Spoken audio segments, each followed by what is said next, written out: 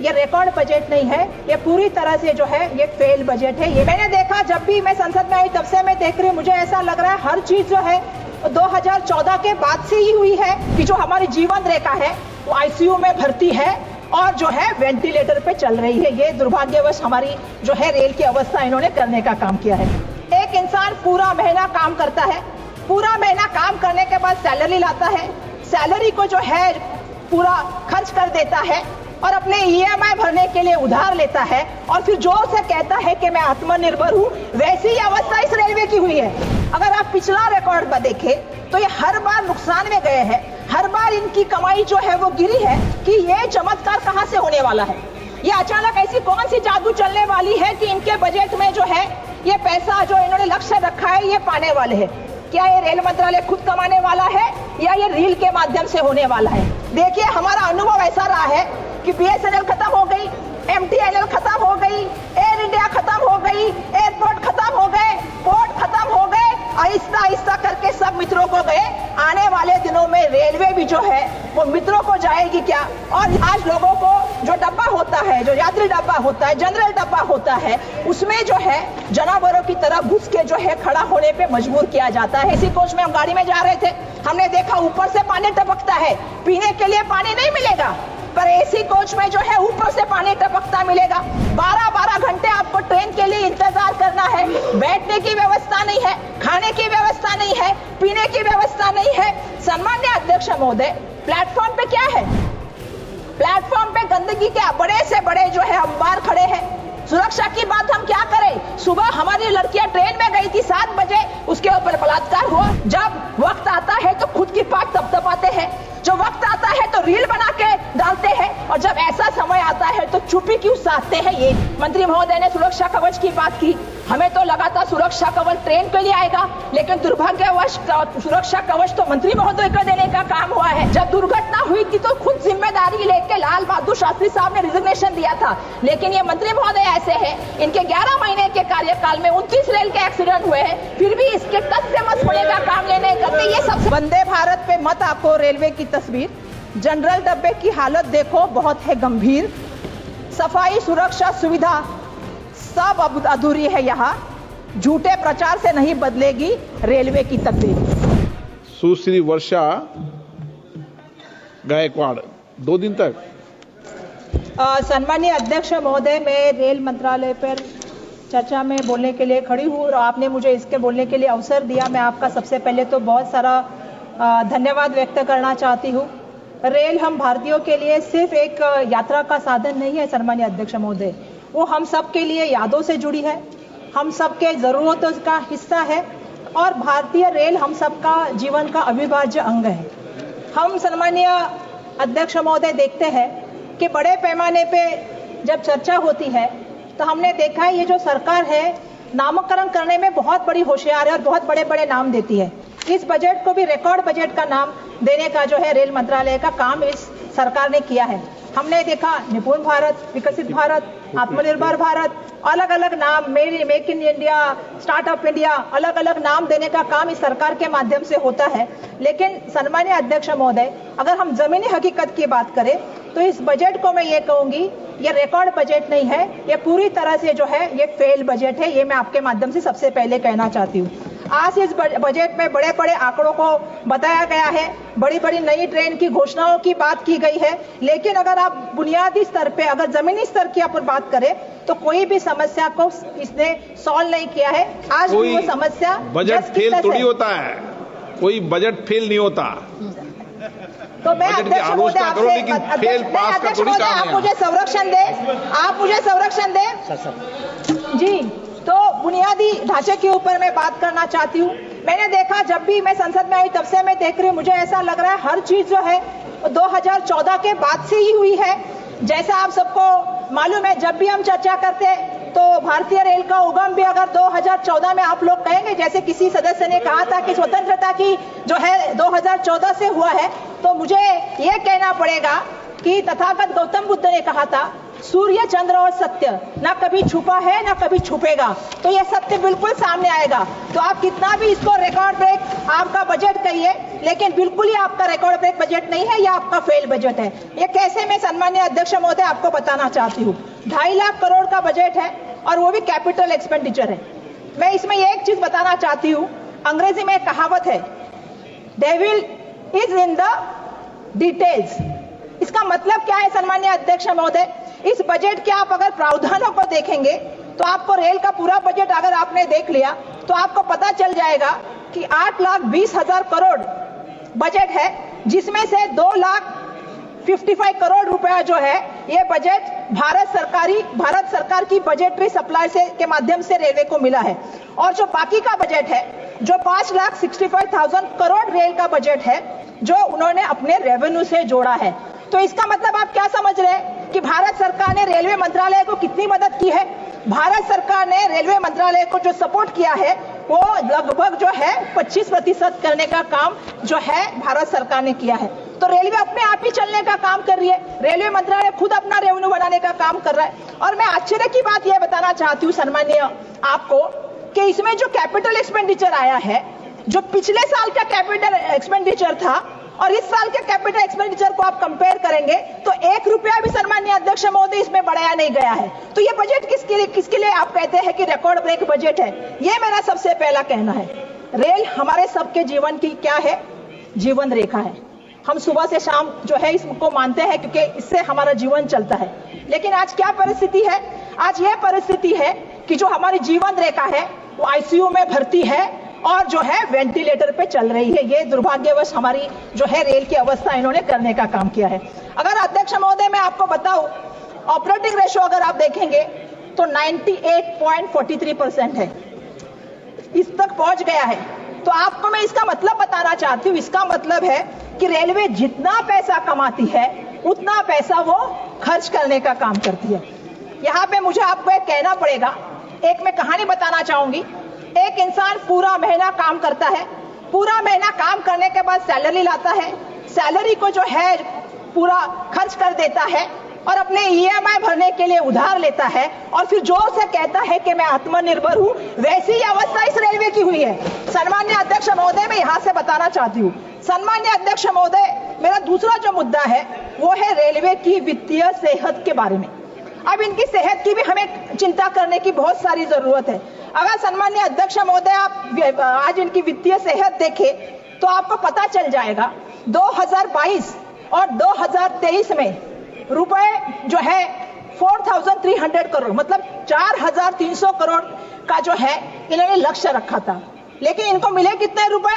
3,400 करोड़ रुपए, मतलब 900 करोड़ का इनका नुकसान हुआ। 2023 और 2024 की बात करें तो इनका बजट था 3,000 करोड़, इनको मिले कितने? 2,943 करोड़ रुपए इनको मिले। इसका मतलब इनका नुकसान 57 करोड़ का हुआ। 2024 और 2025 की बात करें तो इनका जो था वो बजट का लक्ष्य था 3,000 करोड़। ये जनवरी 2025 तक ये 760 मतलब 767 करोड़ का हो गया, मतलब 767 करोड़ का हो गया है। तो आप समझ सकते हैं ये साल का इनका जो लक्ष्य है 2025 का 26 का, ये उनका लक्ष्य 3,000 करोड़ का है। अगर आप पिछला रिकॉर्ड में देखें तो ये हर बार नुकसान में गए हैं, हर बार इनकी कमाई जो है वो गिरी है। तो मेरा इनसे ये सवाल है कि ये चमत्कार कहां से होने वाला है? ये अचानक ऐसी कौन सी जादू चलने वाली है कि इनके बजट में जो है ये पैसा जो इन्होंने लक्ष्य रखा है ये पाने वाले हैं? क्या ये रेल मंत्रालय खुद कमाने वाला है या ये रील के माध्यम से होने वाला है? हम रील देखते सम्माननीय अध्यक्ष महोदय रेलवे डिपार्टमेंट की। अब मैं इनकी जरा रेलवे की कमाई की हाल भी आपको बताना चाहती हूँ। सम्माननीय अध्यक्ष महोदय, रेलवे की जो कमाई है 2025 और 2026 में कुल अनुमानित राजस्व रुपए 3,041.31 करोड़ की है। अगर पिछले 3 साल में अगर सम्माननीय अध्यक्ष महोदय आप देखें तो ये 3,041.31 करोड़ उसी दाम पे स्थिर है सम्माननीय अध्यक्ष महोदय। इसमें सबसे क्या है, इसमें यात्री किराया देते हैं। यात्री कितना किराया देते हैं सम्माननीय अध्यक्ष महोदय? 92,800 करोड़ रुपए। लेकिन इनकी सबसे बड़ी आमदनी कहां से आती है? ये सबसे बड़ी आमदनी आती है माल ढुलाई से। 1,88,000 रुपए करोड़ जो इनको मिलता है वो माल ढुलाई से मिलता है। और ये खुद रेलवे भी एक्सेप्ट करता है, अगर इनका इनकम का कोई सोर्स है और इनका बिजनेस अगर किसी चीज से चलता है तो माल ढुलाई से चलता है। लेकिन इसमें भी मैं कुछ बताना चाहती हूँ, क्योंकि इसमें भी जमीनी हकीकत अध्यक्ष महोदय कुछ अलग है। जमीनी हकीकत ये है, अगर आप देखेंगे तो रेलवे का जो फ्रंट ट्रैफिक का जो 1951 अगर आप देखेंगे तो 85% का था।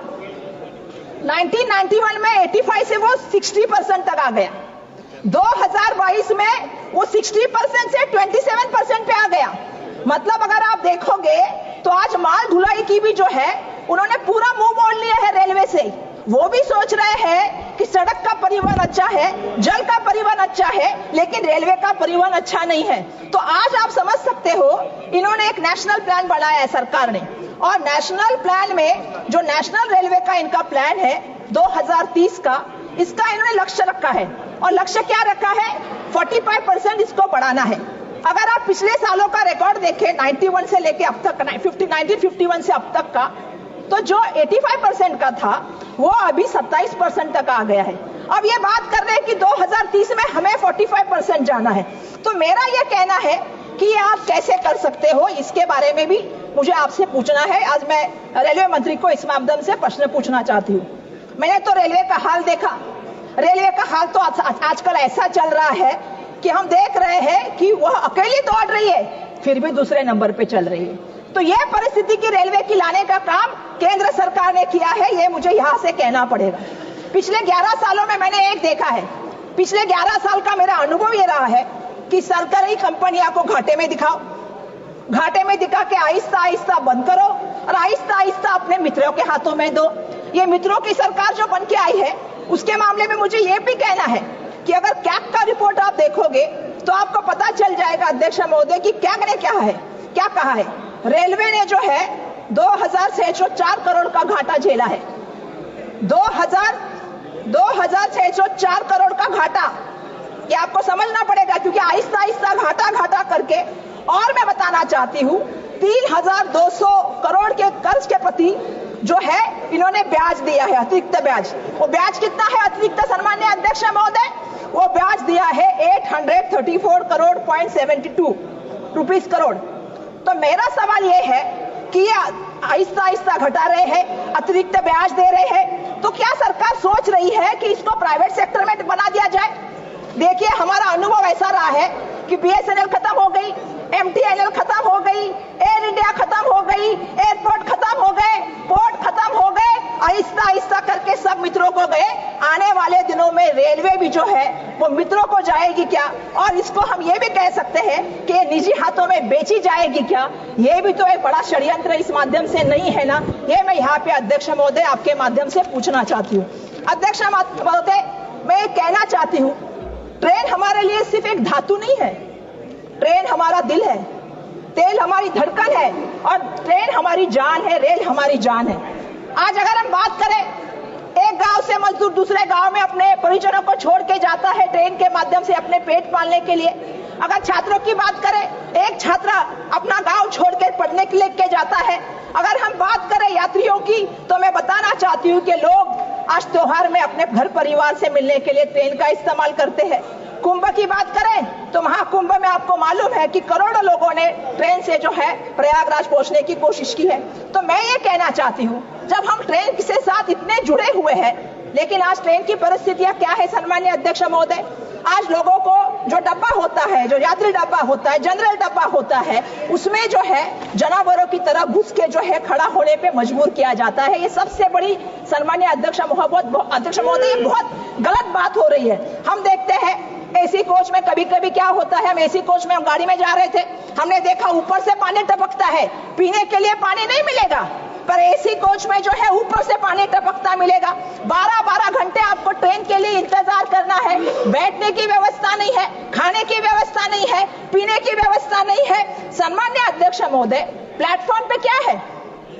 प्लेटफॉर्म पे गंदगी के बड़े से बड़े जो है अंबार खड़े हैं। सुरक्षा की बात हम क्या करें? सुबह हमारी लड़कियां ट्रेन में गई थी 7 बजे, उसके ऊपर बलात्कार हुआ, तो सुरक्षा की व्यवस्था क्या है? सम्मान्य अध्यक्ष महोदय, मैं एक बात पूछना चाहती हूँ, जहां भीड़ भाड़ के स्टेशन होते और जहां भगदड़ मच के मौत होती है। दिल्ली की घटना को आप देख लीजिए अध्यक्ष महोदय, दिल्ली की घटना को हम देखते हैं, भीड़ भाड़ हो गई, लेकिन रेलवे प्रशासन के अधिकारी बचाव यंत्रणा का काम छोड़ के, बचाव कार्य छोड़ के सरकार को बचाने में जुड़े हुए थे। हमारी बात पत्रकारों तक नहीं जानी चाहिए, हमको उसको नकारना है, हमको इसको बोलना नहीं है, हमको इसको छुपाना है। यह बचाव कार्य रेलवे के प्रशासन के माध्यम से चालू था। आनन फानन में रात को मुआवजा दिया गया। जिनकी मौत हुई, जो घायल हुए, जो आहत हुई, उसका कोई भी जो है सन्मान्य अध्यक्ष महोदय बात लोगों के सामने नहीं आई। हमने अयोध्या स्टेशन में देखा, हमने प्रयागराज स्टेशन में देखा। ये क्या चल रहा है, ये सब क्या चल रहा है, ये मैं आपके माध्यम से पूछना चाहती हूँ सन्मान्य अध्यक्ष महोदय। जब वक्त आता है तो खुद की पाक तपतपाते हैं, जो वक्त आता है तो रील बना के डालते हैं, और जब ऐसा समय आता है तो चुप्पी क्यों साधते हैं। ये भी मेरा इनके माध्यम से सवाल है कि इनको इस पे भी बोलना पड़ेगा सन्मान्य अध्यक्ष महोदय। पिछले दिनों हमने महाराष्ट्र में घटना देखी, एक जलगांव की घटना हुई, एक पुष्पक एक्सप्रेस जा रही थी मुंबई की तरफ, और वहां पे अचानक से भगदड़ मच गई कि कहां गया, ट्रेन में आग लगी है, ट्रेन में आग लगी है। लोग कूद गए ट्रेन से बाहर, सामने जो है वहां से बेंगलोर एक्सप्रेस आ रही थी, उसके नीचे लोग कुचले गए, 13 लोगों की मौत हो गई। इसका जिम्मेदार कौन है सन्मान्य अध्यक्ष महोदय, मुझे आपसे पूछना है। अगर वहां पे कोई कम्युनिकेशन नहीं की माध्यम नहीं है तो ट्रेन के अपघात आप कैसे रोक सकते। आज अगर बात करें प्लेन में, आप देखेंगे कि कभी हवा का दबाव हो गया, टर्बुलेंस आ गया, तो हवा का दबाव कम हुआ तो आपके ऑक्सीजन मास्क आते हैं, टर्बुलेंस आ गया तो आपको सीट बेल्ट की बात आती है, कोई आपसे कम्युनिकेट करता है। लेकिन ट्रेन में जब घटना घटती है तो आपसे कम्युनिकेट कौन कर सकता है, ये भी मेरा सवाल है। सन्मान्य अध्यक्ष महोदय, हमारे परेल में एक घटना हुई, प्लेटफॉर्म पे चर्चा हुई, प्लेटफॉर्म में अफवाह फैली और लोग भागते भागते गए, एक दूसरे के ऊपर चलते गए। ऐसी घटनाओं में जो मौत होती है उसका जिम्मेदार सरकार को रहना चाहिए, ये मेरा यहाँ से सन्मान्य अध्यक्ष महोदय कहना है। सन्मान्य अध्यक्ष महोदय, मेरा आपके माध्यम से और भी कहना है कि 2024 में 8 महीने में कितने अपघात हुए, 29 ट्रेन के दुर्घटनाएं घटी है। कितने लोगों की यात्री की मौत हुई, 313 यात्रियों की मौत हुई, 4 रेलवे कर्मचारियों की मौत हुई। आज रेलवे की हालत ऐसी है, अगर आप देखोगे तो मैं आपको बताना चाहती हूँ कि हमने देखा बहुत सी जगह पे हुआ, बालासार में, सब जगह पे, बड़ी बड़ी जगह पे, पश्चिम बंगाल में बहुत जगह पे बीच में हुआ दुर्घटना। कुछ तो सीखना पड़ेगा। आप सुरक्षा कवच की बात करते हैं, मंत्री महोदय भी है नहीं, मंत्री महोदय ने सुरक्षा कवच की बात की, हमें तो लगा था सुरक्षा कवच ट्रेन के लिए आएगा, लेकिन दुर्भाग्यवश सुरक्षा कवच तो मंत्री महोदय को देने का काम हुआ है। अरे आप कुछ तो भूतकाल से भी सीखिए, लाल बहादुर शास्त्री साहब से भी तो कुछ सीखिए। जब दुर्घटना हुई थी तो खुद जिम्मेदारी लेके लाल बहादुर शास्त्री साहब ने रिजिग्नेशन दिया था, लेकिन ये मंत्री महोदय ऐसे हैं, इनके 11 महीने के कार्यकाल में 29 रेल के एक्सीडेंट हुए हैं, फिर भी इसके टच से मत होने का काम लेने करते। ये सबसे बड़ी बात मुझे यहाँ पे कहनी है। अगर रेल की बात हो और मुझे अगर हालात कहने की बात हो तो मुझे मुंबई के बारे में तो कहना पड़ेगा, क्योंकि मुंबई जो है वो आप सबको मालूम है कि सबसे बड़ी मुंबई की, हम तो कहते हैं मुंबई चलती ही रेल से है, तो मुंबई की अगर लाइफलाइन किसको कहते हैं तो रेल को कहा जाता है। मैं आपसे कहना चाहती हूँ, आज क्या सवाल है मुंबई की हालत का, जो हमारी रेल की हमारी जो लाइफलाइन थी वो आज लाइफ सपोर्ट पे आ गई है। मेरा मंत्री महोदय नहीं है, नहीं तो मैं मंत्री महोदय को आह्वान करना चाहती थी, चलिए मेरे साथ सुबह 7 बजे चर्चगेट स्टेशन के बाहर, चलिए आप विरार से चर्चगेट आइए, आप कल्याण से सीएसटी आइए और शाम को वापस मेरे साथ उसी ट्रेन में चलिए। आप देखिए लोगों की अवस्थाएं क्या है सन्मान्य अध्यक्ष महोदय, लोगों को बैठने नहीं, खड़े रहने के लिए जगह नहीं है। आज पहली बार मैं ये भी चीज कहना चाहती हूँ कि क्या हो रहा है हमारे मुंबई में।